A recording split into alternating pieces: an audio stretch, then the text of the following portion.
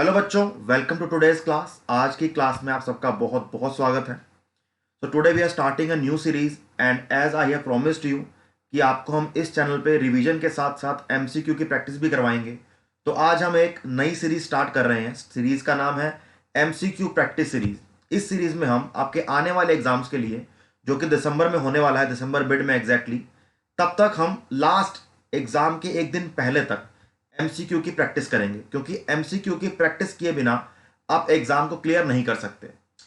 ये सीरीज जो लोग अटेम्प्ट दिसंबर में दे रहे हैं, दिसंबर 2022 में, उनके लिए तो बहुत वैल्यूएबल है ही, लेकिन जिनका अटेम्प्ट दिसंबर के बाद है, जो नेक्स्ट ईयर अटेम्प्ट देंगे, उनके लिए भी ये सीरीज बिल्कुल वैलिड है, बिल्कुल वैल्यूएबल है। तो ये सीरीज जो बच्चा सीए फाउंडेशन देने वाला है फ्यूचर में, उसके लिए बहुत काम की है। तो आइए सीरीज को स्टार्ट करते हैं। स्टार्ट करने से पहले आज हम स्टार्ट कर रहे हैं चैप्टर नंबर 1 से। चैप्टर नंबर 1 का नाम है बिजनेस इकोनॉमिक्स में nature and scope of business economics. तो हम nature and scope of business economics के एमसीक्यूज आज की वीडियो से स्टार्ट करेंगे, और ऐसे ही आने वाली वीडियोस में, आने वाली क्लासेस में हम हर चैप्टर के एमसीक्यूज अलग अलग पार्ट्स में, जैसे कोई चैप्टर बड़ा है तो उसके कुछ 2 या 3 पार्ट आएंगे, कोई चैप्टर छोटा है तो उसका एक पार्ट में हम उसको निपटा देंगे।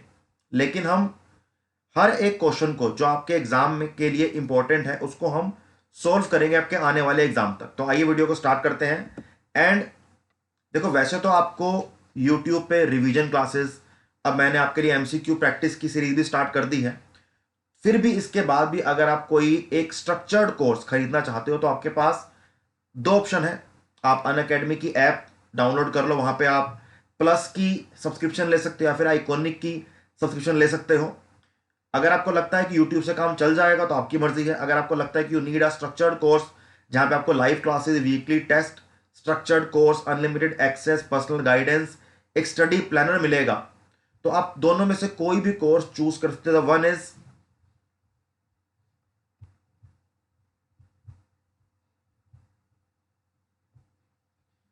एक है आपका प्लस का कोर्स, आप इसमें, this is plus, and second is iconic. आप दोनों में से जो कोर्स चाहो परचेज कर सकते हो। अगर आपको डिस्काउंट चाहिए तो use my code Sahil M and you will get a suitable discount. अब आते हैं अपने असली मुद्दे पे। तो आज के इस चैप्टर में हम अराउंड 30 एमसीक्यू सोल्व करने वाले हैं आज की क्लास में। This is our first MCQ. The first MCQ is economics is the study of, that economics is the, हमारे पास चार ऑप्शन है, 1, 2, 3 and 4। First option is how society manages its unlimited resources. Second is how to fully satisfy our unlimited wants. Third is how to reduce our wants until we are satisfied, how society manages its scarce resources. हमारे पास चार option है। हर option के लिए आपको 5 second दूंगा। आप अपने माइंड में पढ़ के फटाफट से एक, या तो आप स्टॉप करके पॉज करके वीडियो को आंसर माइंड में सोच लो क्या आंसर होगा, या फिर मैं आपको 5 सेकंड, जैसे मैं बात कर रहा हूं अभी, आपको 5 सेकंड में दूंगा तो उसमें आप फिर आंसर दे सकते हो। हमारे पास चार ऑप्शन है। क्वेश्चन है हमारा, economics is the study of, first option is how society manages its unlimited resources. Second is how to fully satisfy our unlimited wants, how to reduce our wants until we are satisfied, and the last is how society manages its scarce resources. Whenever we study about economics, वहां पे एक scarcity नाम का word आपको बार बार पढ़ने को मिलेगा। मैं आपको आंसर के बाद एक्सप्लेन करूंगा कि भी का आंसर, एक बेसिक एक्सप्लेन साथ में लेके चलेंगे, बेसिक एक्सप्लेन करें कि आंसर क्यों है। तो हमारे क्वेश्चन नंबर 1 का आंसर है option number 4, that is how society manages,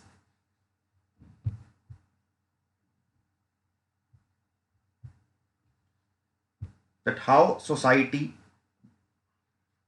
manages its scarce resources. This is the correct answer of question number 1। अगर आपका ये एक क्वेश्चन करेक्ट हुआ है तो अपने आप मार्क्स में एक नंबर जोड़ लो। तो बात करते हैं स्कारसिटी के बारे में। हमारा क्वेश्चन था कि इकोनॉमिक्स किस चीज की स्टडी करता है। तो आपने कई बार ये पढ़ा होगा कि भाई इकोनॉमिक्स के जब हम स्टार्ट करते हैं, जब हम इंट्रोडक्शन ऑफ माइक्रो इकोनॉमिक्स हमने स्टार्ट किया था, या हमने स्टार्ट किया था इंट्रोडक्शन ऑफ बिजनेस इकोनॉमिक्स, तो वहां पर हमें ये पता लगा था कि भाई इकोनॉमिक्स के अंदर हम स्कैरसिटी ऑफ रिसोर्सेज के बारे में बात करते हैं। स्कैरसिटी ऑफ रिसोर्सेज के कॉन्सेप्ट का मतलब है that human wants is unlimited and the availability of resources is limited.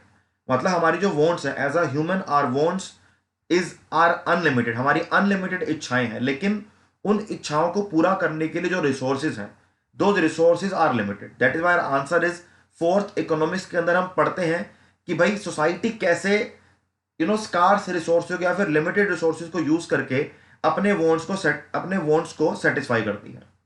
Second question is ओइकोनोमिया means, कि ओइकोनोमिया का मतलब क्या है, कि भाई ओइकोनोमिया ओइकोनोमिया मीन्स, यहां पे आपको पूछा गया है कि ओइकोनोमिया का मतलब क्या होता है। हमारे पास चार ऑप्शन है। The first is management of industry, management of services, management of house hold, management of economy. देखो वैसे तो it is a very simple question, अगर आपने बेसिक इकोनॉमिक्स स्टार्टिंग से पढ़ी है तो बहुत आसान क्वेश्चन है, लेकिन मैंने कई बार देखा है ऐसे आसान आसान क्वेश्चन ना बच्चे गलत करके आते हैं। अब आपके पास चार ऑप्शन है, management of industry, management of service, management of house hold and the last is management of economy. अब यहां पर फर्स्ट सेकंड में तो बच्चा कहेगा चलो ठीक है यार, ये भी गलत है और ये भी गलत है। डाउट आएगा एक इस वाले में और एक फोर्थ वाले में, कि मैनेजमेंट ऑफ हाउस होल्ड होगा या मैनेजमेंट ऑफ इकोनॉमी होगा। देखो ओइकोनोमिया का मतलब है मैनेजमेंट ऑफ हाउस होल्ड, ठीक है भाई। मतलब देखो ओइकोनोमिया को हम डिवाइड करेंगे ना तो ओइक एंड नोमिया ऐसे हम डिवाइड कर सकते हैं। उसका एग्जैक्ट मतलब है management and management of house hold. Management of house hold के कॉन्सेप्ट से हम ये समझते हैं कि हमारे घर में रिसोर्सेज कम होते हैं, मतलब रिसोर्सेज लिमिटेड होते हैं, लेकिन उन रिसोर्सेज से हम अपने वांट्स को सेटिस्फाई कैसे करते हैं। सेम प्रॉब्लम इकोनॉमी के अंदर होती है। तो ओइकोनोमिया से बना है इकोनॉमी। तो सेम इकोनॉमी के अंदर हमारे रिसोर्सेज जो है वो लिमिटेड है, लेकिन हमारी वांट्स अनलिमिटेड है। तो oikonomia is the meaning is oikonomia's meaning is management of household. एक बेसिक आपके सामने एक्सप्लेनेशन है that oikonomia is a Latin word which means household, which means household as it is related to the financial management of household। देखो बार बार household word आ रहा है। activities through the concept of economics were derived, was derived, मतलब भाई इसी word से economics के सारे concept derive हुए हैं। डराइव का मतलब है कि क्रिएट हुए हैं। क्वेश्चन नंबर थर्ड पे आते हैं। अकॉर्डिंग टू रॉबिन्स, तो रॉबिन्स एक इकोनॉमिस्ट है। तो अकॉर्डिंग टू रॉबिन्स ये पूछा गया है मीन्स आर, मीन्स मतलब जो हमारे मीन्स है, हमारे जो अवेलेबल रिसोर्सेज हैं, आप समझ लो कि भाई मीन्स का मतलब है यहां पर रिसोर्सेज। तो according to Robbins means are, Robbins की डेफिनेशन में रिसोर्सेज नहीं मीन्स लिखा गया है। तो according to Robbins means are we have four option. One is unlimited, second is scarce, third is undefined, fourth is all the above. देखो अगर आपको ये चीजें याद है ना तभी ये आंसर ठीक हो सकते हैं। ये आंसर अभी बहुत आसान लगते हैं, ये क्वेश्चन बहुत आसान लग रहा होगा अभी, लेकिन एग्जाम में जाके जब वो एक टाइम मिलता है ना कि भाई इतने टाइम में आपने इतने क्वेश्चन सोल्व करने हैं, तो हर किसी का दिमाग घूम जाता है। और मैं हमेशा बोलता हूं कि इकोनॉमिक्स एंड बीसी के आपके पेपर नंबर 4 बहुत ही बढ़िया एग्जाम है। अभी मैं कुछ बच्चों से बात कर रहा था तो उन्होंने बोला कि सर हमारे 90 मार्क्स आए हैं और पेपर 4 की वजह से हमारा सीए फाउंडेशन बहुत इजीली क्रैक हो गया। तो भाई इस पेपर को बहुत सीरियसली लो। इस पेपर को अच्छे से प्रिपेयर करके ना आप अपने सीए फाउंडेशन को बहुत इजीली क्लियर कर सकते हो। तो according to Robbins means are scarce. आप कोई भी डेफिनेशन पढ़ोगे ना आपको उसमें ये दिखेगा कि मीन्स जो हमारे रिसोर्सेज हैं, resources are unlimited, resources are limited but our wants are unlimited. तो according to Robbins also means are scarce. तो हम पढ़ लेते हैं एक बार। ये हमारे प्यारे से अंकल है यहाँ पे, robin uncle, miss professor Lionel Robins, हम इनको प्यार से रॉबिन अंकल बोलेंगे। तो रॉबिन अंकल बोलते हैं economics is a science which studies human behaviour as a relationship between ends and scarce means which have alternative uses. ये बोलते हैं भाई इकोनॉमिक्स एक साइंस है जिसके अंदर हम ह्यूमन बिहेवियर को स्टडी करते हैं। ह्यूमन बिहेवियर के स्टडी क्या स्टडी कर रहे हैं हम? स्टडी कर रहे हैं रिलेशनशिप को। किसके रिलेशनशिप को? अवेलेबल रिसोर्सेज यानी कि available means and the wants और you would say requirement of human beings. तो मैं हमेशा बोलता हूं requirements of human beings are unlimited but the availability of resources is limited. देखो सिंपल बात करो, आज मेरे पास अगर मैं मानो मारुति की स्विफ्ट खरीद लूं, तो क्या आपको लगता है कि मेरी गाड़ी की इच्छा वहीं खत्म हो जाएगी? नहीं खत्म होगी। फिर मैं सोचूंगा कि यार थोड़ी बड़ी गाड़ी लेते हैं, फिर मैं होंडा सिटी लूंगा, फिर सोचूंगा कि मर्सिडीज लेते हैं, बीएमडब्ल्यू लेते हैं। तो जो ये वॉन्ट्स है ना, ये कभी खत्म नहीं होती। आपने मानो एक फ्लैट लिया 2 BHK, तो आपको क्या लगता है कि आपका बड़ा घर लेने का मन नहीं करेगा? आपका फिर 3 BHK 4 BHK पूरी बिल्डिंग, पूरी दिल्ली दुनिया खरीदने का मन करेगा। तो हमारी जो वॉन्ट्स है ना, हमारी वॉन्ट्स अनलिमिटेड है। आप अपनी लाइफ की कोई भी प्रॉब्लम उठा के देख लो, आपकी हर प्रॉब्लम का बेस यही है। चाहे दो दोस्तों की लड़ाई हो, चाहे पति पत्नी की लड़ाई हो, चाहे बॉयफ्रेंड गर्लफ्रेंड की लड़ाई हो, हर लड़ाई का, हर प्रॉब्लम का जो बेसिक एक आपको दिखेगा ना कि रीजन क्या है, that is our wants are unlimited. हमारी इच्छाएं कभी खत्म ही नहीं होती हैं, लेकिन उन इच्छाओं को पूरा करने के जो रिसोर्सेज हैं भाई, वो तो लिमिटेड है। यही हमारे प्रोफेसर लियोनल रॉबिन्स ने भी कहा है। रॉबिन अंकल ने भी यही बोला था मुझे एक बार कि बेटा देखो, स्कार्स मींस का मतलब है there is a scarcity of resources. तो मैंने कहा रॉबिन अंकल ठीक है, मैं जब बच्चों को पढ़ाऊंगा तो मैं याद रखूंगा। नेक्स्ट क्वेश्चन, हमारा question number 4, which one is the feature of Marshall definition. अब अगर रॉबिन अंकल आए तो मार्शल अंकल पीछे कैसे रह सकते हैं? मार्शल अंकल ने बोला कि जब रॉबिन अंकल साहिल सर को सर कुछ समझा रहे थे, तो मार्शल अंकल कैसे पीछे रह जाएंगे? तो मार्शल अंकल ने पूछा which one is the feature of Marshall definition. हमारे पास 4 ऑप्शन दिए। Option number 1 is study of allocation of resources, second study of wealth as well as study of man, scarce means limited and. देखो scarce mean तो हमारे robin uncle ने हमको बता दिया, तो यहां पर ये गलत हो गया, ऐसा नहीं है। ऐसा मार्शल अंकल भी बोल सकते हैं, लेकिन अंकल ने ऐसा नहीं बोला। ठीक है, तो अंकल की डेफिनेशन पहले समझ लेते हैं कि मार्शल अंकल की डेफिनेशन क्या है। देखो मार्शल अंकल ना अपनी डेफिनेशन में क्या समझाते हैं, चलो पढ़ते हैं। ये हमारे प्यारे से मार्शल अंकल है यहां पर फोटो में। मार्शल अंकल क्या बोल रहे हैं, इस स्लाइड को ध्यान से पढ़ना। अकॉर्डिंग टू एल्फ्रेड मार्शल और Marshall uncle, economics is the study of man in the ordinary business of life. It examines how a person gets his income and how he invests it. तो martial uncle ने बोला economics के अंदर ना हम एक normal इंसान की, नॉर्मल ह्यूमन बीइंग की एक ऑर्डिनरी लाइफ को अगर हम एनालाइज करें, तो हमें क्या एनालाइज करना है? हमें एनालाइज करना है कि उसकी इनकम कैसे आती है। कि किसी पर्सन या मेरी, आई एम अ टीचर, तो मैं टीचिंग से मेरी इनकम आती है। तो उन्होंने बोला किसी भी इंसान की किसी इनकम या आय कैसे आती है, कैसे पैसे कमाता है वो।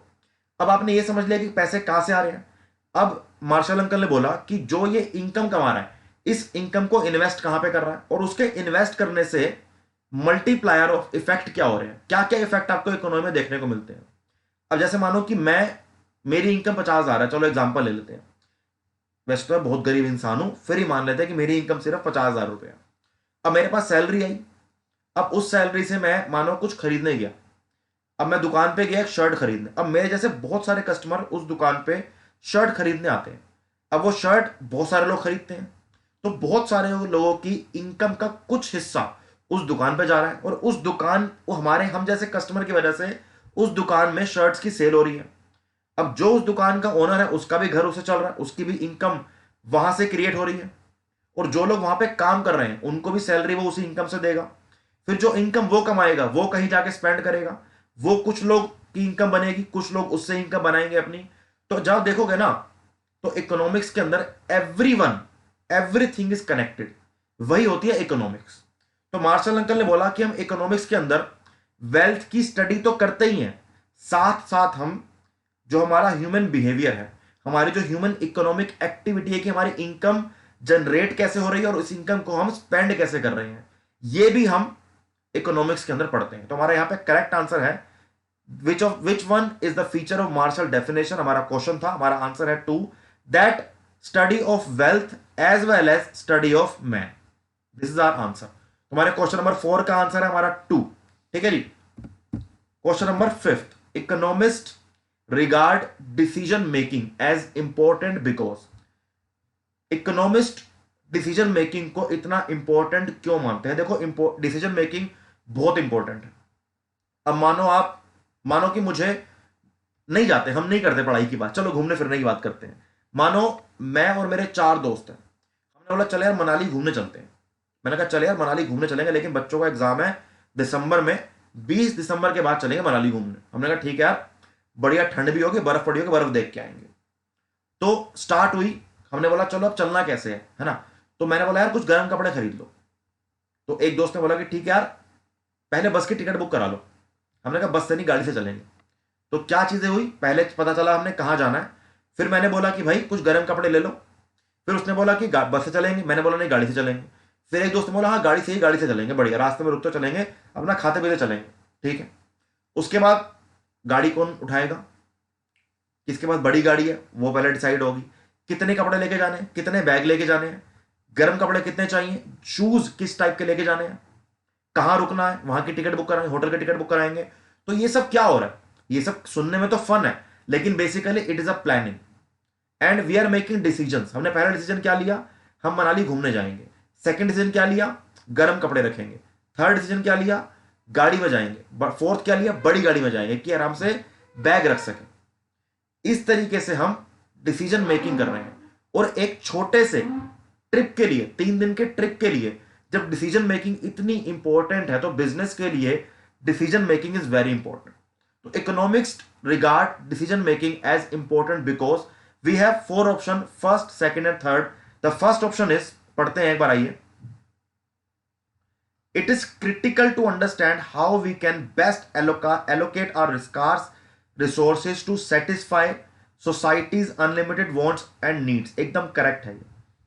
Second, the resources required to satisfy our unlimited wants and needs are finite or scarce। एकदम करेक्ट है। Last is resources have alternative uses। बिल्कुल सही। अगर मैं बोलूं डिसीजन मेकिंग क्यों इंपॉर्टेंट है, तो भाई बिल्कुल अपने रिसोर्सेज को एलोकेट करने के लिए, कि हम कैसे बेस्ट एलोकेट करेंगे रिसोर्सेज को, इसलिए इंपॉर्टेंट है डिसीजन मेकिंग। हमारी जो वॉन्ट्स हैं वो अनलिमिटेड है, इसलिए इंपॉर्टेंट है।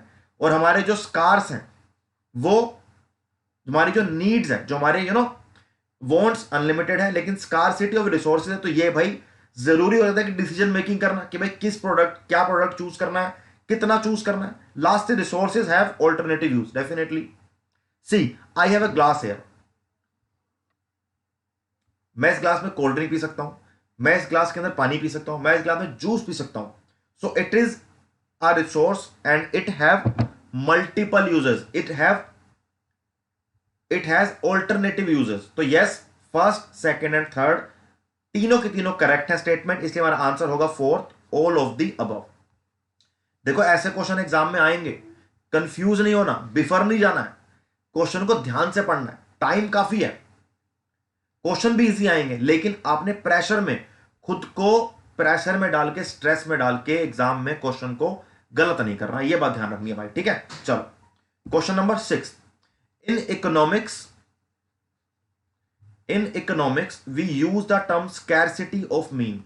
This is the keyword, scarcity of mean. कि स्कैरसिटी ऑफ रिसोर्सेज हम पहले भी समझ चुके हैं और एक्सप्लेन में नहीं करोगे, because we are solving MCQs here, फिर बहुत टाइम लग जाएगा। The first statement is scarcity during times of business failure and natural calamities, absolute scarcity and lack of resources in less developed countries। ऐसा कुछ भी नहीं है कि लेस डेवलप कंट्रीज में स्कैरसिटी ऑफ रिसोर्सेज बहुत ज्यादा मिलती है। कुछ लेस डेवलप्ड कंट्रीज के अंदर कुछ चीजें इतनी पाई जाती हैं कि वर्ल्ड में कहीं नहीं पाई जाती। तो ये एकदम स्टेटमेंट बोल रहे थे ना कि लेस डेवलप्ड कंट्रीज में there are lack of resources या स्कैरसिटी ऑफ रिसोर्सेज, वो करेक्ट नहीं होगा। Next is, third is relative scarcity, that is scarcity in relation to the wants of the society. Fourth is scarcity caused on account of excessive consumption by the rich। अगर मैं आपको scarcity, हम आपको समझ चुके हैं, we have already talked about scarcity of resources, that our wants are unlimited and our requirement is unlimited, but resources, the available resources to fulfill our requirement is limited। तो यहां पे हमारा आंसर होगा third statement is absolutely correct. Relative scarcity means scarcity in relation to the wants of the society. ठीक है जी। Question number 7 पे चलेंगे। एडम स्मिथ, हमारे प्यारे अंकल एडम स्मिथ अंकल की बात आ गई है। Adam Smith uncle is also known as the father of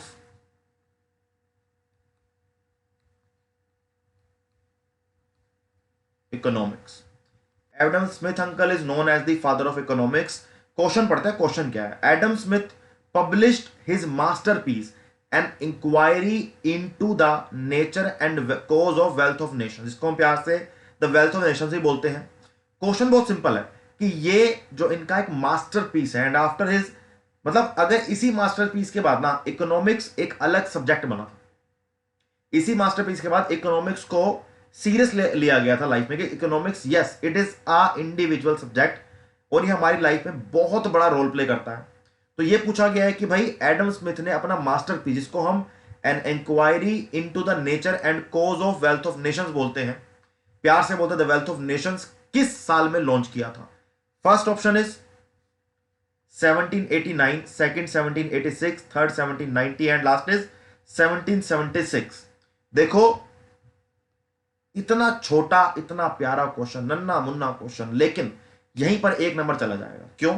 आपको याद नहीं होगा। देखो मैंने आपको स्टार्टिंग में बात जब पढ़ाया है, रिवाइज करा था, एक बात बोली है कि जो जो आपको इकोनॉमिस्ट मैं पढ़ा रहा हूं या आपकी बुक के अंदर दिए गए हैं उनके बारे में पढ़ लेना। सारे इकोनॉमिस्ट नहीं पढ़ के जाना, जो बुक के अंदर दिए हैं उनके बारे में जरूर पढ़ के जाना। अगर कहीं पे कुछ ईयर दिया है कि भाई ये डेफिनेशन किस ईयर में आएगी, तो देयर इज रीजन कि आपको ईयर क्यों दिया गया, तो आपने उस ईयर के बारे में पढ़ के जाना। देखो बहुत मुश्किल नहीं है, 3-4 पढ़ोगे अपने आप हो जाएगा, दिक्कत की बात नहीं है। देखो इसलिए ऐसे क्वेश्चन मैं डाल रहा हूं जो क्वेश्चन पूछने की बहुत उम्मीद है, और ये क्वेश्चन एग्जाम में पूछे गए हैं या फिर आपके आईसीएआई के स्टडी मटेरियल के अंदर है या फिर आपके मॉक टेस्ट के अंदर है।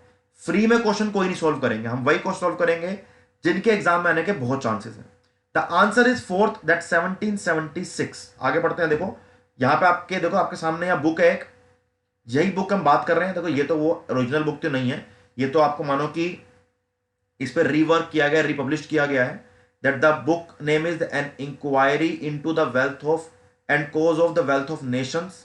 ये हमारे अंकल है प्यारे एडम स्मिथ अंकल, इनका नाम भी लिखा है, एडम स्मिथ ने बुक लिखी थी। देखो एक क्वेश्चन और बन जाएगा, मानो एक क्वेश्चन पूछ लिया जाए, the book the wealth of nation किसने लिखी है, answer it Adam Smith and he is known as the father of economy.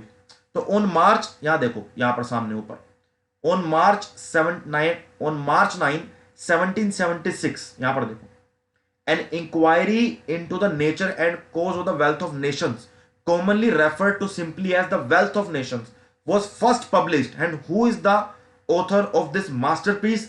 Mr. Adam Smith. He is also known as the father of economics, or you can say father of modern economics.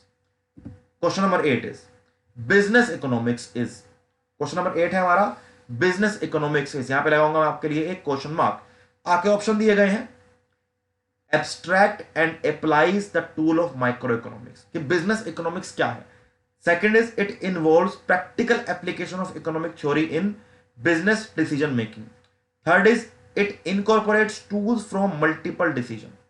मुझे ना statement number 1 से ना एक ना देखो आता हूं, whenever you are solving any MCQ, just go with the logical explanation. Whenever you are solving any MCQ, just go for the logical explanation, the logical line, कि जो आपके सामने स्टेटमेंट दी गई है ना, क्या वो लॉजिकल है। हम बिजनेस इकोनॉमिक्स के सिर्फ माइक्रो इकोनॉमिक्स पढ़ते हैं। हम बिजनेस, यहां पे जो माना बिजनेस कर रहा हूं तो मुझे फर्क नहीं पड़ेगा कि इकोनॉमिक सिस्टम कौन सा है, इन्फ्लेशन कितनी है, क्या मुझे फर्क नहीं पड़ेगा? बिल्कुल पड़ेगा। मनी एंड बैंकिंग जो मैक्रो इकोनॉमिक्स के पार्ट है, जो हम लोग 12th के अंदर पढ़कर आए हैं, क्या मुझे उससे फर्क नहीं पड़ेगा? बिल्कुल फर्क पड़ेगा। तो yes, statement number 1, that is why it is wrong, because it is only talking about micro economics, so this is a wrong statement. But statement number 2 and 3 दोनों की दोनों एकदम करेक्ट है। पढ़ लेते हैं दोबारा। It involves practical application of economic theory. Business economics का मतलब यही है दोस्त, इकोनॉमिक थ्योरी को प्रैक्टिकली कहीं पे अप्लाई करेंगे तो एक बिजनेस बन जाएगा, ठीक है ना। इकोनॉमिक थ्योरीज को प्रैक्टिकली अप्लाई करते हैं बिजनेस इकोनॉमिक्स में और डिसीजन मेकिंग करते हैं। Third, it incorporates tool from multiple discipline. Like क्या क्या होते हैं मल्टीपल डिसिप्लिन? सोचो जरा एक बार, सोचो, मैं लिख रहा हूं, आप सोचो एक बार।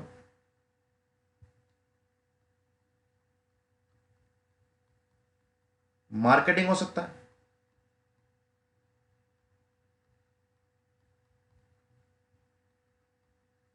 एडवर्टाइजमेंट हो सकता है, ऐसे बहुत सारे हो सकते हैं, मार्केटिंग, एडवर्टाइजमेंट, आपको नंबर ऑफ चीजें हो सकती हैं, सोचो एक बार, ठीक है। तो it incorporates tools from multiple discipline, that is why option number 1, second and third, this one is absolutely correct. Question number 8 का आंसर है option number 4। Next is question number 9, what implications does resource scarcity have for the satisfaction of our wants? Question number 9 है हमारा, दोबारा scarcity of resources की बात चल रही है कि what implications does resource scarcity have for the satisfaction of wants? We have 4 options. The first option is the discovery of new natural resource is necessary to increase our ability to satisfy wants. Statement number 1 बोलती है कि हमें अपने wants को satisfy करने के लिए नए नए नेचुरल रिसोर्सेज को डिस्कवर करना नेसेसरी है, यानी कि बहुत जरूरी है। तो क्या आज तक कोई नेचुरल रिसोर्स नया फाउंड नहीं हुआ, कोई नई डिस्कवरी नहीं हुई? क्या हमारी वॉन्ट्स खत्म हो गई, हमारी इच्छाएं खत्म हो गई? ऐसा नहीं होता। स्टेटमेंट नंबर 1 कहती है कि भाई नेचुरल रिसोर्सेज ढूंढते रहोगे तभी हमारी वॉन्ट्स सेटिस्फाई हो सकती हैं। बट मैं आपको बहुत क्लियरली बताऊं, our wants, our requirements are unlimited, we can not satisfy our wants, that is why statement number 1 is not correct. Statement number 2, not all wants can be satisfied. ये तो देखो एकदम करेक्ट बात है। मैंने बोला आपको अभी कि हमारी सारी इच्छाएं कई पूरी नहीं हो सकती। इकोनॉमिक्स ले लो, सोशल बात कर लो, एक पर्सनल लेवल बात कर लो, तो हमारी सारी इच्छाएं तो भाई खत्म नहीं हो सकती ना। हमारी इच्छाएं कैसे खत्म हो जाएंगी सारी की सारी? थर्ड पढ़ते हैं एक बार, we will never be faced with the need to make choices. तो this is the wrong statement. In life also every day we face lot of situations, lot of scenarios where we have to make choices. हमें choices तो करनी पड़ती हैं। Economics के अंदर भी हम पढ़ते हैं the basic problem of economy कि how to produce, what to produce, for whom to produce. So here also we are making choices. तो हम कह नहीं सकते कि हमें choices नहीं करनी पड़ेंगी। That is why statement number 3 is wrong. And fourth, we must develop ways to decrease our individual wants. ये नहीं हो सकता। This is impossible, my friend. Wants कभी भी आपकी ना सेटिस्फाई हो सकती है, ना कि हम wants को ऐसे डब्बे के अंदर बंद रख सकते हैं। हमारी wants हमेशा अनलिमिटेड हो जाएंगी। पैसा कम होगा तो कम सोचेंगे, जैसे ही पैसा आएगा ना एकदम बढ़ जाएंगे, ये भी ले ले, ये भी ले ले, ये भी ले ले, ये भी ले ले। ऐसा होता नहीं, जैसे सैलरी आती है तो पहली तारीख को 1000 चीजें माइंड में आ जाती हैं, शर्ट पैंट, घूमना, खाना पीना, सब अभी करना, पैसे खत्म, फिर वही जिंदगी, थोड़े थोड़े पैसे खर्च करके पूरा महीना बताते हैं। This is the story of every human being, इसमें कोई अलग चीज नहीं है। क्वेश्चन नंबर 10 पढ़ते हैं, विच of the following is normative statement? See it is very important concept, normative statement, कि भाई नॉर्मेटिव स्टेटमेंट क्या होता है। देखो दो चीजें होती हैं, आपने पढ़ा होगा, there are 2 types of economy, positive economy and normative economy. Positive और नेगेटिव नहीं, पॉजिटिव एंड नॉर्मेटिव। मैं बहुत सिंपल समझाऊंगा आपको। पॉजिटिव इकोनॉमिक्स बात करती है कि अभी प्रेजेंट में क्या चल रहा है, अभी प्रेजेंट में क्या चल रहा है, दिस इज पॉजिटिव इकोनॉमिक्स। कि 2021 में इंडिया की जीडीपी 3% से बढ़ी थी, फैक्ट है। एग्जाम्पल, मतलब ऐसा नहीं है कि 3% से बढ़ी थी, मैं सिर्फ एग्जाम्पल दे रहा हूं। मैंने स्टेटमेंट दिया ना आपको कि ये स्टेटमेंट करेक्ट है, आप फैक्ट्स देख लो। आप कुछ कोई आपको किसी एक ऑर्गेनाइजेशन ने एक फैक्ट दिया होगा कि भाई जीडीपी 3% से बढ़ी है, तो फैक्ट मिल जाएगा आपको, रिसर्च से आपका फैक्ट निकल जाएगा। दिस इज पॉजिटिव इकोनॉमिक्स, ठीक है। What about the normative economics? Normative economics बात करती है कि should be, ought to be, क्या होना चाहिए। जैसे मैं आपको बताता हूं, एक स्टेटमेंट सुनो कि गवर्नमेंट के हेल्थ केयर पे पैसे स्पेंड करने से गवर्नमेंट का बजट बढ़ गया। 2020 में गवर्नमेंट के हेल्थ केयर पे ज्यादा स्पेंडिंग से गवर्नमेंट का हेल्थ केयर बजट 1% से बढ़ गया। This is a positive state, because यहां पर तथ्य, यहां पर fact, this is a positive statement. यहां पर तथ्य है, यहां पर फैक्ट है। मैं बोलता हूं इंडिया में हेल्थ केयर फैसिलिटीज सबके लिए फ्री होनी चाहिए, should be, like health care facilities should be free for all, health care facilities should be free for all, there is a keyword that is should be, होना चाहिए। When I am talking about the होना चाहिए, इसका मतलब है कि मैं बात फ्यूचर की कर रहा हूं।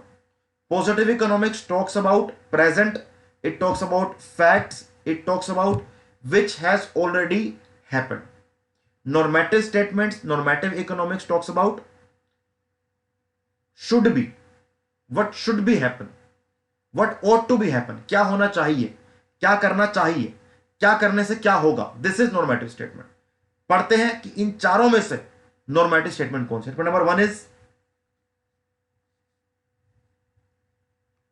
Planned economies allocate resource via government departments. देखो ये फ्यूचर की बात कर रही है, planned economics allocate resource via government department, ठीक है, फैक्ट है, ऐसा होता है कि भाई प्लान्ड इकोनॉमिक्स के अंदर रिसोर्सेज गवर्नमेंट डिपार्टमेंट एलोकेट करते हैं। प्लान्ड इकोनॉमी कौन सी होती है, सोशलिस्ट इकोनॉमिक सिस्टम, है ना, तो ठीक है।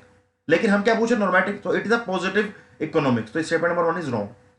Second is most transitional economics have experienced problem of falling output and rising prices over the last decade या past decade, past decade की बात है, past की बात है ना, तो ये सब हो चुका है, मतलब होना नहीं है, already has happened, so this is a wrong statement, it is a positive economics, it is a positive statement. Third is there is a greater degree of consumer sovereignty in market economies than planned economies. Simple बात कर रहा है, it is talking about the market and the planned economy, बिल्कुल fact है भाई। Market economy के अंदर ज्यादा हाथ है कंज्यूमर का, ज्यादा होल्ड रहता है कंज्यूमर का as compared to the planned economy, और you would say the socialist economy. Fourth पे आते हैं, देखो वैसे तो फर्स्ट सेकंड थर्ड गलत हो गया, तो फोर्थ सही है, चलो देख लेते हैं। Reducing inequality should be a major priority for mixed economy. देखो keyword, this is the keyword here, it is talking about the future, should be, should be का मतलब है कि होना चाहिए, so when we are talking about होना चाहिए, we are talking about the future, we are talking about something कि हम ऐसा चाहते हैं कि ऐसा हो, कि भाई इनइक्वालिटी को कम करना मिक्स्ड इकोनॉमी की प्रायोरिटी होनी चाहिए, should be, so it is a normative statement, तो that was statement number 4 is एकदम करेक्ट, एकदम करेक्ट है हमारा चौथा statement. So yes, it is not a so easy question, I would say it is a moderate question. तो हम देखते हैं एक बार, देखो आपके सामने एक पिक्चर भी है, एक पिक्चर आपके सामने, ये this is a normative, this is a positive economics, this is a normative economics. When prices fall people often delay their purchases, fact है, करेक्ट स्टेटमेंट है, तो it is a positive. ought to be, should भी होना चाहिए, normative मतलब orange is better than green. देखो ये तो क्या अंकल आंटी क्या बोल रहे हैं, इसको छोड़ दो, ये रहने दो बात को, इसको छोड़ो, आप सिर्फ समझो कि भाई ought to be, should be, क्या होना चाहिए, शुड बी आएगा तो वो नॉर्मेटिव है। तो आपके सामने देखो एक बॉक्स भी है, इस बॉक्स को आप प्लीज पढ़ लीजिएगा एक बार, मैं आगे वाले क्वेश्चन में बढ़ रहा हूं, स्टॉप करके पढ़ लो, कोई दिक्कत की बात नहीं है, 2-4 चीजें ऐसा सीख जाओगे तो कोई दिक्कत नहीं हो जाएगी। चलो आगे बढ़े, बहुत बढ़िया। Question number 11 is macroeconomics is also called dash economics, macroeconomics is also called, यहां पर आपने पूछ देखना है कि macroeconomics को और क्या बोला जाता है। The answer is very simple, that is aggregate, because in macroeconomics we talk about the something big, something large, something huge, aggregate। हम national income, inflation, total unemployment, aggregate demand, aggregate supply की बात करते हैं। तो yes, macroeconomics is also known as aggregate economics, ठीक है दोस्त। चलो question number 12, a study of how increase in the corporate income tax rate will affect the national employment rate is an example of। पढ़ने में देखो बहुत difficult लग गया कि भाई कॉर्पोरेट अगर इनकम टैक्स को बढ़ा दिया जाएगा तो नेशनल एम्प्लॉयमेंट पे क्या इफेक्ट आएगा। आप कहोगे भाई इतना डिफिकल्ट क्वेश्चन क्यों पूछ रहे हैं मुझसे, लेकिन पूछा गया ये है कि ये क्वेश्चन, ये जो कॉन्सेप्ट है, क्या ये कॉन्सेप्ट मैक्रो इकोनॉमिक्स का है, क्या ये डिस्क्रिप्टिव इकोनॉमिक्स का है, क्या ये माइक्रो का है, नॉर्मेटिव का है। देखो माइक्रो का तो नहीं है, because it is talking about the national unemployment, पूरे देश की बात चल रही है। नॉर्मेटिव का नहीं है, बिकॉज यहां पर should be ought to be की बात नहीं चल रही है। आपको डाउट आएगा दो में, मैक्रो में और डिस्क्रिप्टिव में। अगर डिस्क्रिप्टिव ना लिखा होता तो बच्चे बहुत इजीली मैक्रो क्लिक करके आते, because right answer is macro economics. Descriptive is related to statistics, descriptive is related to statistics, but it is not a right answer. Right answer हमारा पहला microeconomics. So when we are talking about the income tax rate, when we are talking about the national unemployment, national employment, national inflation, aggregate demand supply, तो we are talking about the macro economics. ठीक है।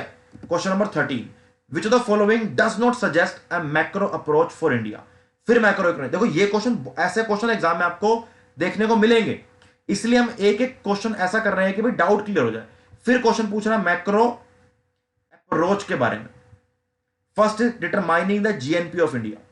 लेकिन देखो यहां पर इस question में ना एक बहुत बढ़िया कीवर्ड है, मैं आपको बताऊंगा, पहले पढ़ लेते हो options. Second is finding the causes of failure of ABC limited, identifying the cause of inflation in India, analyse the cause of failure of industry in providing large scale employment. अगर किसी बच्चे ने मैक्रो माइक्रो अच्छे से पढ़ी है, या उसको बेसिक मैक्रो माइक्रो का पता है, इसने हमारे रिवीजन क्लासेस भी बढ़िया से करी है, जो मैंने आपको क्लासेस रिवाइज कराई, अगर आप उसको बढ़िया से पढ़ रहे हो तो भी अगर आपको पता था, आपको पता होगा इन चार में से ना 3 मैक्रो की बात कर रहे हैं और 1 माइक्रो की बात कर रहे हैं।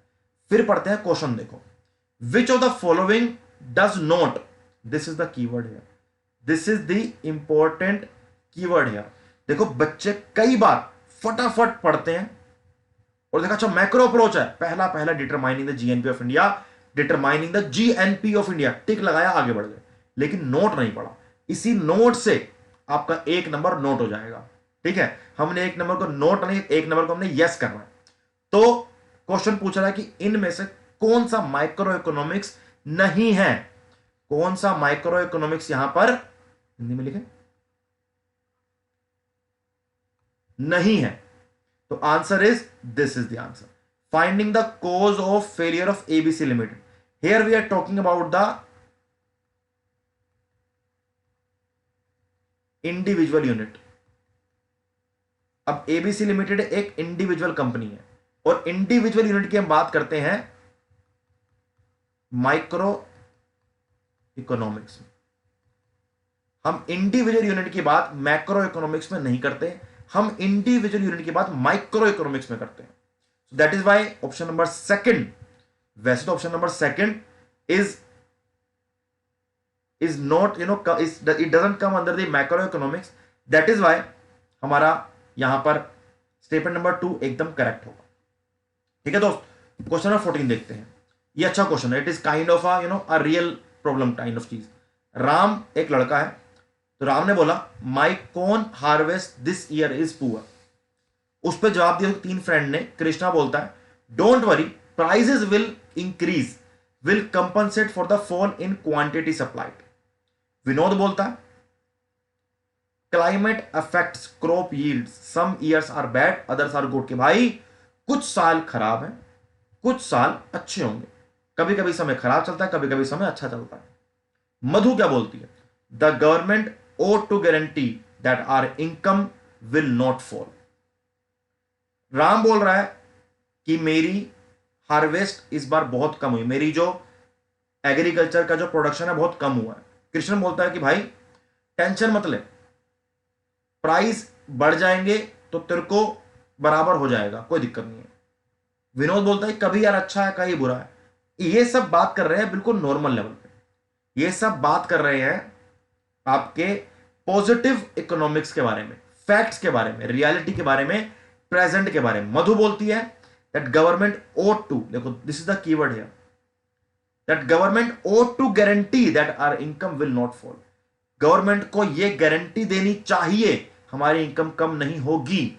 तो मधु जो बात कर रही है इन तीनों से बिल्कुल अलग है। क्वेश्चन क्या पूछा गया है, in this conversation the normative statement is made by from Ram, Krishna and Vinod. ये तीनों पॉजिटिव स्टेटमेंट दे रहे हैं, वहीं पर मधु की जो statement that is normative statement, because it is talking about the future, because वहां पे क्या लिखा है, वहां लिखा है ought to, वहां लिखा हो अगर शुड बी, अगर लिखा हो शुड बी तो क्या होगा, तो मतलब होगा भाई, इसका मतलब है कि वो एक नॉर्मेटिव स्टेटमेंट है। तो यहां पर आंसर होगा हमारा fourth, Madhu, that Madhu is giving the normative statement. Ram Krishna Vinod से हमारा कोई प्यार मोहब्बत नहीं है, क्योंकि हमारा करेक्ट आंसर है Madhu, that is the right answer. Statement number हमारा 3-4 स्टेटमेंट दी गई है। ऐसे क्वेश्चन भी आते हैं देखो एग्जाम में ना, जहां आपको थोड़ा एक्स्ट्रा दिमाग लगाना पड़ेगा। तो 4 स्टेटमेंट में से कौन सी स्टेटमेंट नॉर्मेटिव है, ये पूछा गया था। मधु की स्टेटमेंट नॉर्मेटिव है, because Madhu is talking about the future. Madhu की स्टेटमेंट में ought to be या should be, ought to be दिया गया, that is why the answer is for Madhu. Next question, consider the following and decide which if any economy is without scarcity. क्या कोई economy बिना scarcity के हो सकती है? 4 ऑप्शन दिए गए हैं, पढ़ लेते हैं। Statement number 1 is the pre independent Indian economy where most people were farmers. क्या बात, कोई मतलब नहीं है, गलत स्टेटमेंट है। Mythical economy where everybody is a billionaire, everybody billionaire. मेरे पास 1 बिलियन है, मेरे पास 1000 करोड़ मान लो, तो अगर मुझे बाहर जाके जूस पीना है, जूस की दुकान ही नहीं मिल रही, तो क्या करूंगा पैसे का? ये तो बहुत छोटी सी बात है। तो अगर हर कोई बिलियनियर भी है तो इसका मतलब ये नहीं है कि रिसोर्सेज अनलिमिटेड हो गए। सिर्फ पैसा एक रिसोर्स नहीं है। ऐसा कहते हैं ना कि सिर्फ पैसे से कुछ नहीं होता, पैसे के साथ साथ दिमाग जो आपको चाहिए वो मार्केट में होना भी तो चाहिए भाई। मानो कि 100 लोग हैं और सबको पेंसिल चाहिए, लेकिन मार्केट में पेंसिल है सिर्फ 20, चाहे आपके पास सबके पास 1-1 बिलियन रुपीज है, आप फैक्ट्री लगा लोगे ना पेंसिल की, लेकिन आपका बिलियन रुपीज की वजह से आपकी डिमांड या फिर आपकी स्कैरसिटी तो नहीं खत्म हो गई। तो सिंपल पॉइंट कहने का है कि जितना मर्जी पैसा आ जाए, स्कैरसिटी ऑफ रिसोर्सेज नहीं जाएगी इकोनॉमी से। थर्ड पढ़ते हैं, any economy where income is distributed equally among its people. कोई पॉइंट नहीं है, देखो तीनों स्टेटमेंट गलत है, हमारा आंसर होगा D, none of the above. ठीक है दोस्त, question number 16, which of the following is not a subject matter of micro economics, is not a subject matter of micro economics. कि माइक्रो इकोनॉमिक्स के अंदर हम क्या नहीं पढ़ते हैं, ऐसे इस बात को समझ लो।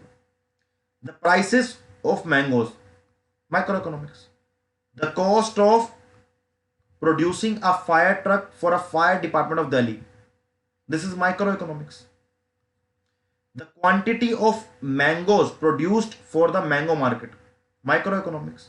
The national income, yes, the national income annual rate of growth, this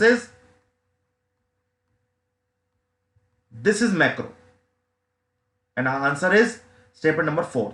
क्योंकि पहले तीनों में ना हम मैंगोज की, दिल्ली के एक डिपार्टमेंट की, मार्केट में कितने मैंगो चाहिए, तो यहां पे हम सिर्फ एक छोटे छोटे लेवल में बात कर रहे हैं, एक छोटे छोटे गुड की बात कर रहे हैं। मैंगो एक गुड ही तो हुआ है ना, it is one of a goods, तो एक गुड ही तो होना है। तो ये एक प्रोडक्ट है, कमोडिटी है। तो when we are talking about one commodity, so it is not micro economics, it is micro economics. But in the statement number 4 we are talking about national economy, so yes it is macro economics.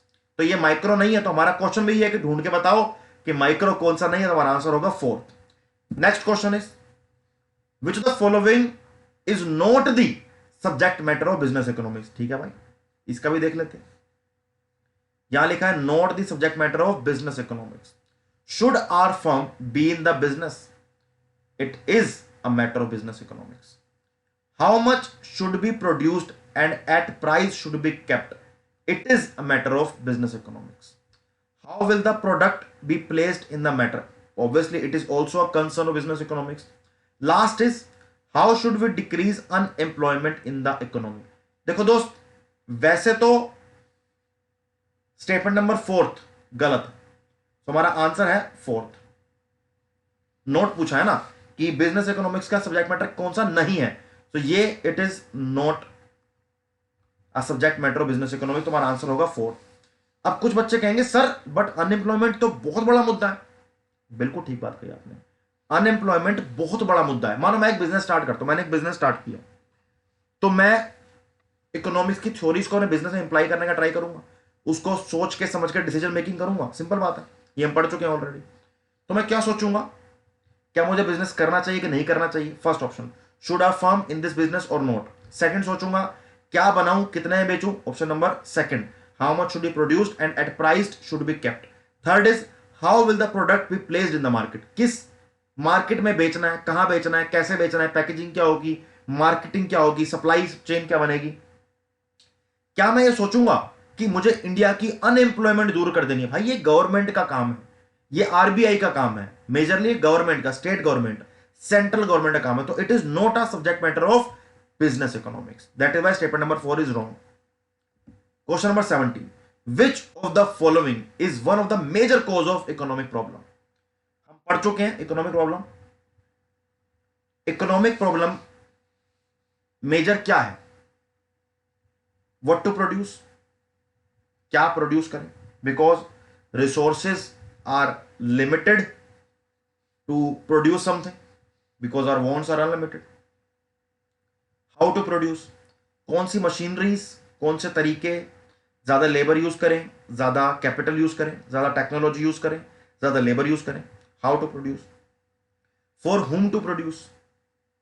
अब अगर आपसे पूछूं, आपने एक factory start करनी है, आप factory USA में करो और आप फैक्ट्री इंडिया में स्टार्ट करो, आपके डिसीजन मेकिंग बिल्कुल अलग अलग होंगे, क्योंकि परचेजिंग पावर अलग अलग है दोनों इकोनॉमिक्स की। तो यहां पे आएगा कि भाई फॉर होम टू प्रोड्यूस, जो आप प्रोडक्ट बना रहे हो, आप अगर 2 रुपए का पेन बना रहे हो तो आप उन लोगों को बेचोगे जिनकी परचेजिंग पावर कम है। अगर आपका पेन 200 रुपए का है तो आप उन लोगों को बेचोगे जिनकी परचेजिंग पावर ज्यादा है। सिंपल सी बात है। This is the basic problem of economy. Question में पूछा गया कि which of the following is the major cause of economic problem. 3 option है, पढ़ लेते हैं, बट तीनों में ऑप्शन में क्या आंसर होगा। First, one of the major cause of economic problem is unlimited human wants. भाई ये प्रॉब्लम है, ये प्रॉब्लम है, ये बहुत बड़ी प्रॉब्लम है। Second is one of the major cause of economic problem is alternative usages of resources. Yes, ये भी प्रॉब्लम है, ये भी एक प्रॉब्लम है कि रिसोर्सेज के जो यूज है वो ऑल्टरनेटिव है, एक रिसोर्स के बहुत सारे यूज हो सकते हैं। तो ये भी एक इकोनॉमिक प्रॉब्लम का पार्ट हैगा जी, कि हाउ टू प्रोड्यूस और व्हाट टू प्रोड्यूस। ठीक है, सिंपल।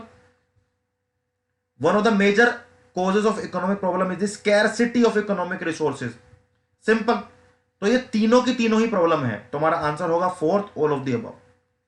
ऐसे क्वेश्चन में परेशान नहीं होना बेटा, दिमाग ऐसे एकदम बुद्धा की तरह काम रहना है, प्यार से बिना स्ट्रेस के सोचना है और क्वेश्चन को फटाफट बढ़िया एकदम करेक्ट टिक करके 1 नंबर लूट के ले आना है आईसीआई से। ठीक है दोस्त, आगे बढ़ते हैं। Question number 18, an example of positive economics. हम बात कर चुके हैं नॉर्मेटिव की, पॉजिटिव इकोनॉमिक्स की बात करेंगे। पॉजिटिव बात करती है आपकी प्रेजेंट, पॉजिटिव बात करती है प्रेजेंट सिचुएशन की। It is talk about facts. First and पढ़ते हैं, an analysis of the relationship between the price of food and quantity purchased, determining how much income each person should be guaranteed. Should भी आ गया, गलत हो गया। Determining the fair price for food, decide. अब देखो सेकंड क्या है, determining how much income each person should be. Should आ गया ना, तो it is talking about future, होना चाहिए, तो गलत हो गया। It is a normative statement. Determining the fair price of food, determine कर रहे हैं, दोबारा बात कर रहे हैं फ्यूचर की कि फ्यूचर में क्या होना चाहिए, नॉर्मेटिव हो गया। Deciding how to distribute the output of the economy, how to, कैसे करेंगे, फिर फ्यूचर हो गया। तीनों के तीनों, सेकंड भी गलत, थर्ड भी गलत, फोर्थ भी गलत। गलत का मतलब यह है कि ये तीनों नॉर्मेटिव स्टेटमेंट्स हैं, ये तीनों नॉर्मेटिव स्टेटमेंट है, बट हमें चाहिए पॉजिटिव, तो हमारा आंसर होगा correct. That is first, N analysis of the relationship between the prices of food and the quantity purchased. This is the very normal question, very simple question. पहला question simple बात कर रहा है कि हम प्राइस ऑफ फूड और quantity purchase की बात कर रहे हैं।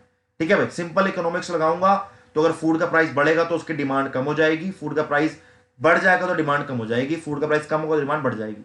सिंपल बात होगी। अगर इस एनालिसिस को, रिलेशनशिप को एनालाइज करेंगे, that is positive economic system. ठीक है जी। Question number 19, which of the following is studied under microeconomics. First is individual unit, second is economic aggregate, third is national income, fourth is none of the above. Simplest question in your life you will ever faced, और ये आपके exam में आया हुआ है, मजे की बात ये है। That is answer is individual unit. Question number 20, भाई कोई दिक्कत तो नहीं होगी ना, जल्दी कर दिया। माइक्रो इकोनॉमिक्स है ना, इंडिविजुअल बात कर रहे हैं, तो माइक्रो का मतलब है इंडिविजुअल। देखो आपको बात बता दो, अब देखो ध्यान से देखना, देखो माइक्रो और मैक्रो। एम से एम कटा, सी से सी कटा, आर से आर कटा, ओ से ओ कटा। आई से निकल के आया इंडिविजुअल, ए से निकल के आया एग्रीगेट, माइक्रो से निकल के आया आई, माइक्रो से निकल के आया आई दैट इज इंडिविजुअल, मैक्रो से निकल के आया ए दैट इज एग्रीगेट। तो अगर कभी जिंदगी में भूल जाओ कि माइक्रो और मैक्रो में बेसिक डिफरेंस क्या है, ये बेसिक डिफरेंस है। Micro talks about individual things, macro talk about aggregate. ठीक है जी, चलो आगे बढ़ते हैं। On which base structure of economic problems have been installed. First is unlimited want, second limited resources. दोनों के दोनों एकदम करेक्ट है, हमारा आंसर होगा C, both A and B. Simplest question again, लेकिन ये क्वेश्चन एग्जाम में आया हुआ है भाई, ये सिंपल क्वेश्चन एग्जाम में आएंगे, यही आपको पास कराएंगे कि इकोनॉमिक प्रॉब्लम का बेसिक स्ट्रक्चर क्या है, कि भाई लिमिटेड वांट्स अनलिमिटेड है, रिसोर्सेज लिमिटेड है, ए एंड बी दोनों ठीक है, इसलिए हमारा आंसर नंबर 3 एकदम करेक्ट होगा। Question number 21, which of the following statement is true? Human wants are infinite, correct. Resources are limited, correct. Scarcity problem give birth to choice, एकदम correct. हमारे तीनों की तीनों स्टेटमेंट करेक्ट है, करेक्ट बोल रहा था मैं, करेक्ट नहीं है, करेक्ट है। हमारा आंसर होगा all of the above, all of these. Option number 4 एकदम करेक्ट। ऐसे क्वेश्चन एग्जाम में आएंगे, ध्यान से पढ़ो, मन लगाकर पढ़ो। मैं चाहता हूं कि जो बच्चे हमसे पढ़ रहे हैं उन सब का सीए फाउंडेशन क्लियर हो। Question number 22, capitalism. कैपिटलिज्म क्या होता है? Capitalism refers to, the first is the use of market, second government ownership of capital, private ownership of capital goods, private ownership of home and car. Capitalist का मतलब है capitalist economic system जिसमें majority of market, majority of capital goods, majority of decisions are taken by private players. Private players का role यहां पर ज्यादा रहता है। ठीक है दोस्त, तो प्राइवेट प्लेयर यहां पे ज्यादा जोर से एकदम बढ़िया तरीके से काम करते हैं, या तो फिर यहां पे गवर्नमेंट का इंटरफेयर बहुत मिनिमम होगा, या फिर गवर्नमेंट का इंटरफेयर नहीं होगा। देखो अगर मैं प्रैक्टिकल बात करूं तो आज के टाइम में प्योर कैपिटलिस्ट इकोनॉमी नहीं है, प्योर सोशलिस्ट इकोनॉमी नहीं है, मिक्स्ड कैपिटलिस्ट इकोनॉमी है यूएस से। जो कैपिटलिस्ट इकोनॉमीज थी पहले, लेकिन वो धीरे धीरे गवर्नमेंट के लॉज को, रूल्स को, रेगुलेशन को बढ़ा रही है, इसलिए they are known as, right now they known as mixed capitalist economies. ठीक है दोस्त, तो इसलिए हमारा यहां पे आंसर होगा C, that private ownership of capital goods. Simple. Question number 20, देखो एक बार ये पढ़ लेना कि कैपिटलिज्म क्या होता है। Capitalism is an economic system in which private individuals और बिजनेसेस ओन कैपिटल गुड्स। ये पढ़ लेना एक बार, तीनों चीजें पढ़ना, ये वाला भी, ये वाला भी और ये वाला भी। ठीक है दोस्त, ये आपके लिए स्पेशली मैं लिख के आता हूं कि आपको फायदा हो, कि आपको कॉन्सेप्ट समझ आ जाए। ठीक है, चलो आगे बढ़ते हैं। विच of the following is a normative economic statement. अब तक आप समझ चुके हो नॉर्मेटिव का मतलब क्या है। नॉर्मेटिव का मतलब है फ्यूचर या फिर should be. First is unemployment rate decrease with industrialisation. Economics is a social science that studies human behavior. The minimum wage should be raised to 2000 per day. मैं यहीं पर रुक जाऊंगा, मुझे एक वर्ड मिल गया, जो मुझे वर्ड चाहिए मिल गया, should be, मुझे मिल गया should be। मेरा करेक्ट आंसर है थर्ड। नॉर्मेटिव पूछा है ना, फ्यूचर पूछा, शुड भी होना चाहिए, मिल गया। The minimum wage should be raise to 200 rupees per day, मिल गया मुझे आंसर। क्वेश्चन नंबर 23 का करेक्ट आंसर होगा third option. Question number 24, who is the father of economics. हाँ, इसका तो मैंने आपको आंसर दे दिया, सिंपल, मिस्टर एडम स्मिथ। मुझे याद होता ना अगर ये क्वेश्चन मैंने डाला है तो पहले मैं लिखता नहीं है, भूल गया कि क्वेश्चन आने वाला है। That who is the father of economics, Adam Smith is known as the father of economics. ठीक है जी, चलो question number 25, the branch of economic theory that deals with problem of allocation of resources is. Branch of economic theory that deals with the problem of allocation of resources. Simple answer है micro economics दिया गया आपका इस option में। Answer होगा first micro economics theory. ठीक है दोस्त, देखो जो क्वेश्चन आसान है उसमें जल्दी चलेंगे, जिन क्वेश्चन में मुझे लगा है कि आप लगेगा आपको समझाना चाहिए कुछ, मैं जरूर आपको समझाऊंगा। Otherwise we will just solve the question and move forward, because life में आगे बढ़ने का एक ही तरीका है दोस्त, मूव फॉरवर्ड, और वही हम कर रहे हैं। Next is which of the following would be considered a topic of study in macro economics. फिर मैक्रो इकोनॉमिक्स के अंदर क्या आता है ये पूछा गया है, चलो पढ़ लेते हैं दोस्त। The effect of increase in wages on the profitability of cotton industry. Macro economics और एक इंडस्ट्री नहीं मतलब बनेगा। ठीक है दोस्त, the effect on steel prices when more steel is imported, again one industry नहीं दोस्त, मैक्रो में नहीं आएगा ये। The effect of an increasing inflation rate on living standard of people in India. In this statement we are talking about the people of India, we are talking about the living standard, inflation rate। देखो keyword देखो कौन कौन से हैं, inflation, people in India, कितनी बड़ी बड़ी बातें कर रहे हैं लोग ये, तो this is macro economics, this is macro economics. तो आंसर हमारा यहां पर होगा क्वेश्चन नंबर 26 का third, this is a right statement. जो भी स्टेटमेंट वाले क्वेश्चन एग्जाम में आए उसको प्लीज प्यार से, इज्जत से, उसको रिस्पेक्ट देके पढ़कर आना, एक नंबर मिलेगा बहुत प्यार वाला। ठीक है दोस्त, चलो। The difference between positive and normative economics is, first hand पढ़ता है, पूछा गया कि पॉजिटिव और नॉर्मेटिव इकोनॉमिक में डिफरेंस क्या है। पॉजिटिव बात करता है फैक्ट की, प्रेजेंट की, नॉर्मेटिव बात करता है फ्यूचर की, शुड बी की, ought टू बी की। चलो देख लेते हैं भाई क्या आंसर है। पॉजिटिव मैं पढ़ रहा हूं फर्स्ट पॉइंट नंबर 1 अभी। Positive economics explains the performance of the economy while normative economics finds out the reason for poor performance। नहीं, रीजन की बात नहीं होती यहां पे, रीजन की बात नहीं हो रही यहां पे, क्या होना चाहिए उसकी बात हो रही है, इवैल्यूएट करके बताएंगे क्या होना चाहिए। सेकंड पढ़ते हैं, देखो मैं सेकंड पढ़ रहा हूं। Positive economics describes the fact of the economy, facts of the economy, fact की बात आई है तो पॉजिटिव तो यहां पर टिक हो गया। While normative economics involve evaluating whether some of these are good और bad for the welfare of people. ये स्टेटमेंट ठीक हो सकता है, फैक्ट को इवेल्युएट करते हैं हम, और इवेल्युएट करने के बाद ये बताते हैं कि क्या होना चाहिए आगे, तो ये स्टेटमेंट मेरे ख्याल से करेक्ट हो सकता है। Statement number third, normative economics describe the facts of the economy while, देखो अब गलत हो गया ना, normative economics describe the fact, fact गलत हो, ये गलत स्टेटमेंट है, this is the wrong statement. Normative fact के बारे में बात नहीं करता, normative future, should be, ought to be के बारे में बात करता है। Positive economics prescribe while normative economics describe.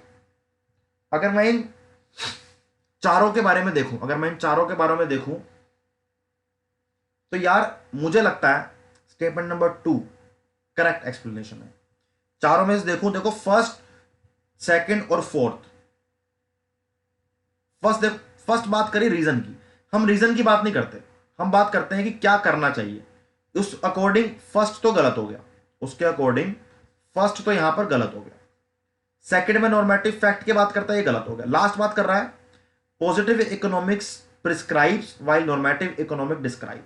Normative economic prescribe करता है, प्रिस्क्राइब का मतलब समझो कि मैं डॉक्टर के पास जाऊंगा, डॉक्टर बोलेगा ये दवाई ले लो, प्रिस्क्रिप्शन दी है, मतलब ये दवाई जाके आपको ये दवाई लेनी चाहिए। प्रिस्क्राइब का मतलब है कि ये करना चाहिए, तो यहां पे लिखा है पॉजिटिव इकोनॉमिक्स प्रिस्क्राइब, तो it is also wrong statement. ये it is a good question, I must say this, that is why our statement number 2 is correct. First wrong, third wrong, fourth wrong, first हमारा एकदम correct है। ठीक है दोस्त, चलो question number 28, which of the following is not within the scope of business economics. Capital budgeting होता है, risk analysis होता है, बिजनेस साइकिल भी होता है, अकाउंटिंग स्टैंडर्ड नहीं होता, अकाउंटिंग स्टैंडर्ड बिजनेस इकोनॉमिक्स के स्कोप के अंदर नहीं आता। That is why first, second, third तीनों गलत हैं, फोर्थ एकदम करेक्ट है। हमारा 28 का आंसर है फोर्थ। थोड़ा सा आपको मोर समझाया था। When we study about scope of business economics, we study about external issues, internal issues. External के अंदर आते हैं type of economic system, government policies, social and political environment. Internal में आता है choice and size of business, technology कौन सी use करें, मार्केटिंग स्ट्रेटेजी क्या होंगी, finance and risk, cost and production analysis. But we never talk about accounting standards. ठीक है जी। तो 28 हमारा क्वेश्चन का आंसर है, that is fourth.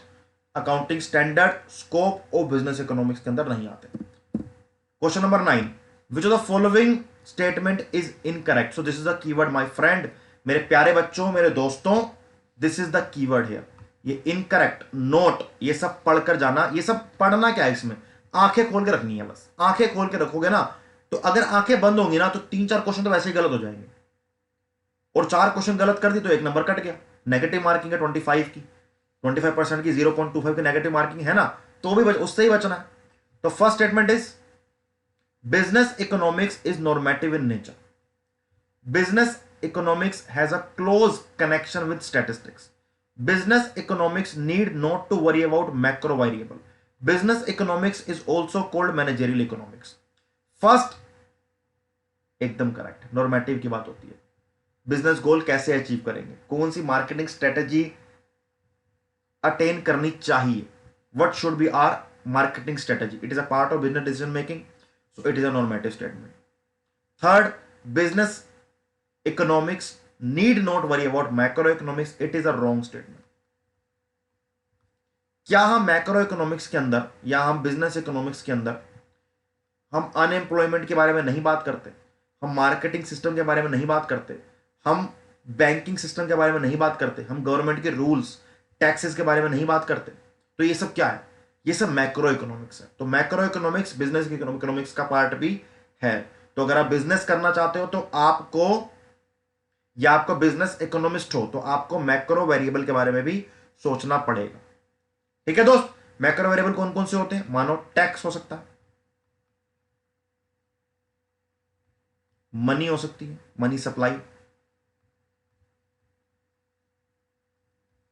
Rules, laws, banking system, ये सब क्या है, ये सब मैक्रो इकोनॉमिक्स के वेरिएबल हैं। और अगर आप बिजनेस इकोनॉमिस्ट हो तो आपको मैक्रो इकोनॉमिक्स इन वेरिएबल के बारे में सोचना पड़ेगा अपना कोई भी डिसीजन लेने से पहले। तो हम पहुंच चुके हैं आज के लास्ट क्वेश्चन पे। Economics goods are considered scarce resources because they, again we are talking about scarcity of resources, because they cannot be increased in quantity, do not exist in adequate quantity to satisfy the requirement of the society. They are the primary importance in satisfying social requirement, are limited to man-made goods. First, cannot be increased in quantity, ऐसा तो नहीं है, गलत हो गया। Third, are of primary importance satisfy social requirement, ये भी गलत, सोशल रिक्वायरमेंट की बात तो है ही नहीं यहाँ पे, गलत हो गया। Are limited to man made goods, गलत हो गया। एक आपको आता हूं आज मैं एक बात, एमसीक्यू सोल्व करोगे, मानो 4 पॉइंट लिखे हैं, चारों में से आपको एक भी पॉइंट समझ नहीं आ रहा, कौन सा ठीक होगा, 3 गलत ढूंढ लो, इसे बोलते हैं एलिमिनेशन टेक्निक। यूपीएससी के बच्चे 90% 70% क्वेश्चन एलिमिनेशन टेक्निक से ही करते हैं। जिस बच्चे को एलिमिनेशन टेक्निक नहीं आती ना, वो एसएससी, सीडीएस, यूपीएससी, बड़े बड़े एग्जाम जो है ये वाले जो हम ग्रेजुएशन के बाद देते हैं, उन्हें क्लियर नहीं कर सकते। सेम आप सीए फाउंडेशन दे रहे हो, बड़ा एग्जाम है, बहुत बच्चे दे रहे हैं, एक एलिमिनेशन टेक्निक सीख लो। एलिमिनेशन टेक्निक का मतलब है कि अगर आपको सही नहीं आता तो 3 गलत को एलिमिनेट कर दो। तो मैंने यहां पे फर्स्ट को एलिमिनेट किया, थर्ड को एलिमिनेट किया, फोर्थ को एलिमिनेट किया, तो मेरा आंसर क्या होगा यहां पे, करेक्ट, सेकंड।